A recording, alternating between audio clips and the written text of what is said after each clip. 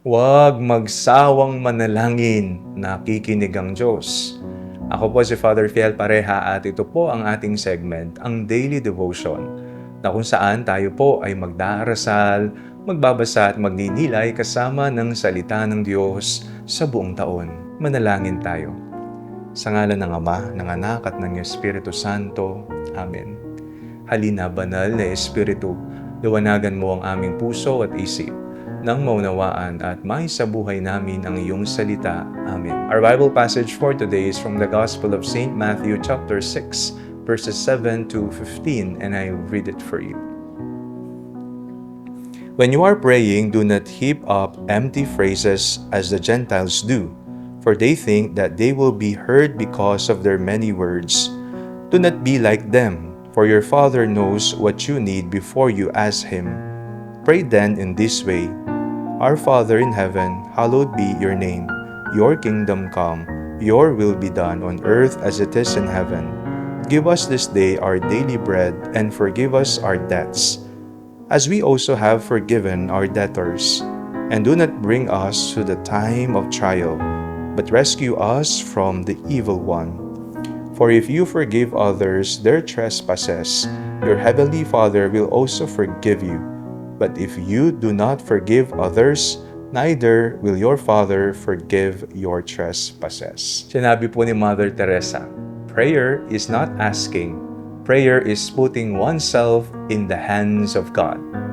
Tunay nga, ang panalangin ay hindi lamang tungkol sa maraming salita, kundi tungkol sa pagtitiwala sa Diyos na nagmamahal sa atin.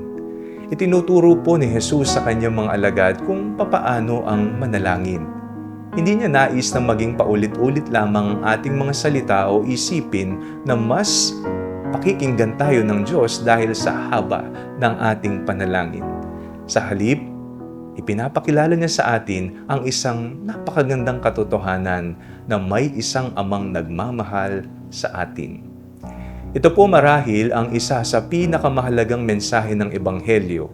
Hindi tayo nag-iisa sa buhay. May isang ama na nakakakilala sa atin at nakakaalam ng ating mga pangangailangan bago pa man tayo humingi. Siya ay hindi malayo, hindi malamig, at hindi walang pakialam. Siya ay isang amang nagmamalasakit, nakikinig at patuloy na nagmamahal sa kanyang mga anak. Kaya nga tinuruan tayo ni Jesus na tumawag sa Diyos bilang Ama namin, isang katawagang puno ng pagtitiwala at pagmamahal. Sa bawat pagdarasal natin ng Ama namin, pinapaalalahanan tayo na tayo ay mga anak ng Diyos at hindi mga ulila. Mayroon tayong Ama na laging handang tumanggap, umunawa at gumabay sa atin. At dahil tayo po ay minamahal ng Ama, tinatawag din tayong magpatawad. Ang taong nakaranas ng pag-ibig ng Diyos ay natututong magmahal at magpatawad sa kapwa. Hindi po madaling magpatawad, alam po natin yan. Ngunit ito ang landas ng mga taong naniniwalang sila mismo ay pinatawad at minamahal ng Diyos. Sa gitna ng ating mga problema, pangamba at mga sandaling tila wala nang nakakaunawa sa atin, huwag nating kalilimutan ng katotohanang may isang amang nagmamahal sa atin.